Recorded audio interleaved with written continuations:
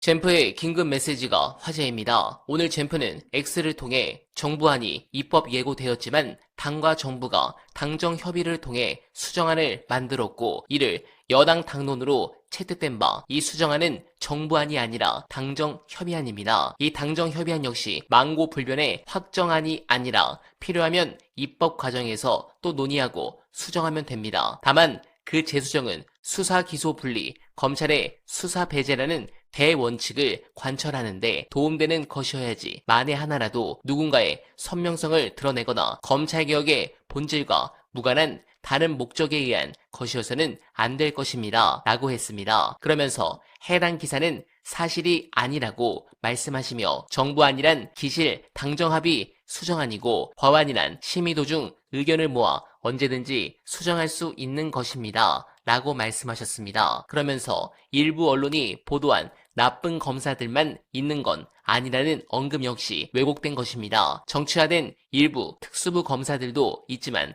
충직하게 본분을 다하는 검사들도 많으니 전원 해임, 재임용 등으로 전체를 몰아 모욕감을 줄 필요는 없다는 언급에 일부를 떼어낸 것으로 말의 진위가 왜곡되었습니다. 라고 말씀하셨습니다. 마지막으로 수사 기소 분리, 검찰의 수사 배제라는 이 정부의 명확한 국정과제인 검찰개혁은 추후에 흔들림 없이 추진할 것입니다. 라고 말씀하셨는데 일각에서 대통령께서 마음이 변하신 것 아닌가 라는 부분을 지적하는 지지층이 많은데 이 부분에 대해서 최근 다시 화제가 된 문서 끝까지 봐주시고 여러분들의 생각 댓글로 부탁드립니다. 그 정도로 부처 간 의견이 있으면 정부 내에서 그 정리하는 절차가 있어야 돼요. 만약 그런 절차가 없다 그러면 정부에 심각한 문제가 있는 거예요. 정부 내에. 그것이 정상적으로 작동해서 그런 안이 입법 예고되었다면 전체적으로 이 정부의 핵심 인사들의 인식에 문제가 있는 거예요. 왜 그러냐 하면 저는 이제 이 얘기를 꼭 해주고 싶어요.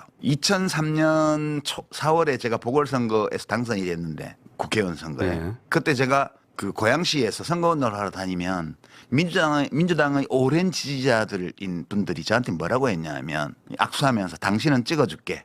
그러나 노 대통령 그러면 안 돼. 이게 뭐 때문이었냐. 대북 송금 특검법을 수용한 것 때문에요.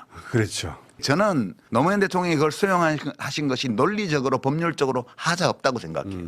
그냥 검찰이 무제한으로 들고 파는 거를 막기 위해서 한 면도 있고 그다음에 통치 행위론으로 이거를 거부권을 발동하기 어려웠어요. 왜냐하면 김대중 대통령은 모르셨던 일이기 때문에. 그래서 DJ 시절의 대북 송금을 얘기하는 겁니다. 예, 네. 그 1차 남북 정상회담. 네. 그 현대 쪽에서 이제 돈 보낸 게 문제가 된 거죠. 결국은 논리적으로 법리적으로는 옳은 판단이었어요. 그러나 그것을 평민당 시절부터 당원이었던 그렇죠. 메인스트림 핵심 지지층 쪽에서는 배신 행위로 간주한 거예요. 그렇죠. 그러면서 대통령 지지율이 초장에 확 무너지고 초반에 무너졌어요. 예. 그래서 그러면서 집권당 내부에서 대통령을 비토하는 분위기가 일부 생기고 그게 이제 제가 장관 갈 때 유시민 입각 반대 하던 그때는 뭐 안정적 개혁을 위한 모임이 안개 뭐 거기도 다 날아갔습니다. 거의 다. 백바지 입고 들어가셨을 예. 때.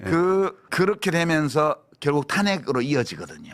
야당이 만만하게 보고 지지율이 낮으니까. 그러니까 이 검찰개혁 문제는 법리적이고 논리적인 문제이기도 하지만 그것만이 아니에요. 이거는 맞습니다. 2002년 노무현 대통령이 검사와의 공개 토론을 시작한 때부터 시작해서 25년 가까운 세월 동안 축적돼 있었던 그러니까 민주적 국민정당으로서 더불어민주당의 주류 핵심 지지층 여기에서 하나의 깃발 같은 존재가 된 거예요. 어쨌든 100% 동의합니다. 이거를 만약 그 수사기소 분리라는 이 대원칙을 철저하게 실현하기 위해서 제도 변화를 했다가 일부 부작용이 생기잖아요. 그러면 나중에 보완하면 돼요. 지금 무슨 보안 수사권이니 한 되지도 않는 이런 얘기들을 가지고 저는 특히 정성호 법무장관이 국회 상임위에 나와가지고 모든 검사가 다 나쁘다고 생각하지 말라든가 또는 뭐 이런 얘기한 거 있잖아요. 그전에 모욕적이었어요. 제 생각에는.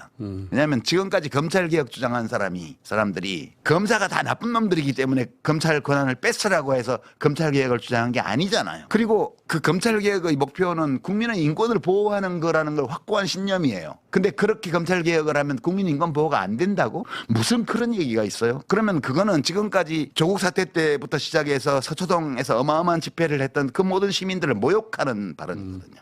저는 그런 거의 망언이었다고 생각해요.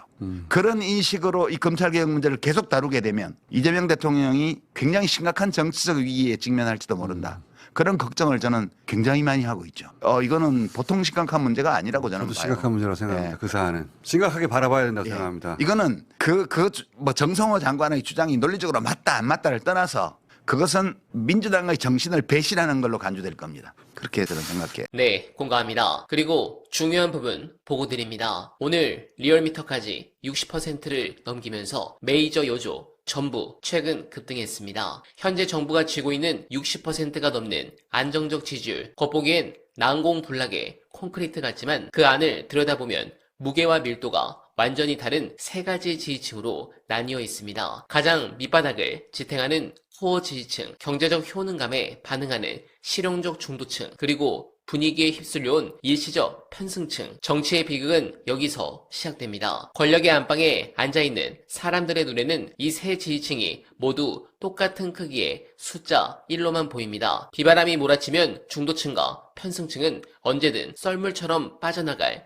모래알이라는 사실을 망각한 채 그 거대한 모래성을 지탱하고 있는 코어 지지층의 균열과 경고를 일부 강경파의 소수 의견이라며 치부해버리는 끔찍한 오류를 범하게 됩니다. 이 숫자의 착시는 집권 여당과 정부 강요들에게 아주 위험한 심리적 환각제, 즉 확증 편향을 투여합니다. 국민 10명 중 6명이 우리를 지지한다. 그러니 나의 길은 옳고 나의 타협도 옳다. 더 나아가 이 오만함은 검찰 권력을 바라보는 시선마저 왜곡시킵니다. 노무현 전 대통령, 문재인 전 대통령 모두 한때 압도적인 지지율로 시대를 호령했습니다. 하지만 권력의 시계가 멈추고 청와대 문을 나서는 순간 그 화려했던 지지율의 유통기한은 끝이 났습니다. 지지율은 철저히 현직의 자산일 뿐 퇴임한 권력을 지켜주는 방패가 되지 못했습니다. 반면 수사권과 기소권을 독점한 검찰 조직은 임기도 유통기한도 없습니다. 그들은 현재의 높은 지지율을 두려워하지 않습니다. 그저 소나기가 지나가고